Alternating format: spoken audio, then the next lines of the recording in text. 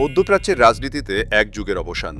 মুসলিম বিশ্বের প্রভাবশালী ধর্মীয় রাজনৈতিক ব্যক্তিত্ব ইরানের সর্বোচ্চ নেতা আয়াতুল্লাহ আলী খামেনি নিহত হয়েছেন যুক্তরাষ্ট্র ও ইসরায়েলের যৌথ হামলায়।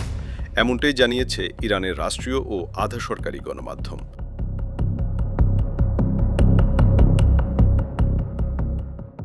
মৃত্যুকালে তার বয়স হয়েছিল ৮৬ বছর। তাসনিম নিউজ এজেন্সি জানায়, শনিবার সকালে দায়িত্ব পালনরত অবস্থায় হামলার শিকার হন তিনি।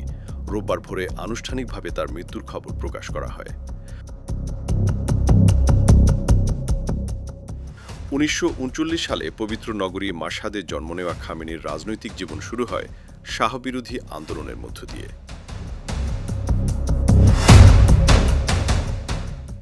ব্রিটিশ ও মার্কিন সমর্থিত ১৯৫৩ সালের অভ্যুত্থানের পর ইরানের রাজনীতিতে যে অস্থিরতা তৈরি হয় তা তার চিন্তাধারায় গভীর প্রভাব ফেলে।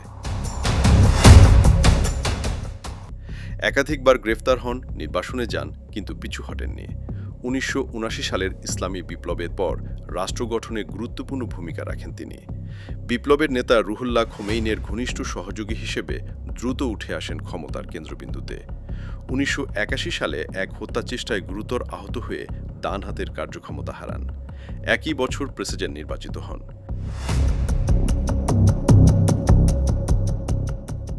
১৯৮৯ সালে খোমেইনির মৃত্যুর পর সংবিধান সংশোধন পরিষদ তাকে ইরানের সর্বোচ্চ নেতা হিসেবে নিয়োগ দেয়। এরপর টানা ৩ দশকেরও বেশি সময় তিনি ছিলেন ইরানের চূড়ান্ত ক্ষমতার অধিকারী। সামরিক, পররাষ্ট্রনীতি ও আদর্শিক দিক নির্দেশনায় তার সিদ্ধান্তই ছিল শেষ কথা। যুক্তরাষ্ট্র ও পশ্চিমাদের প্রতি তার অবস্থান ছিল কঠোর ও অবিশ্বাসপূর্ণ। সমর্থকদের কাছে তিনি ছিলেন প্রতিরোধ অক্ষের অভিভাবক, ইসলামী বিপ্লবের ধারক ও বাহক। সমালোচকদের কাছে তিনি ছিলেন কঠোর ও আপোষহীন শাসক।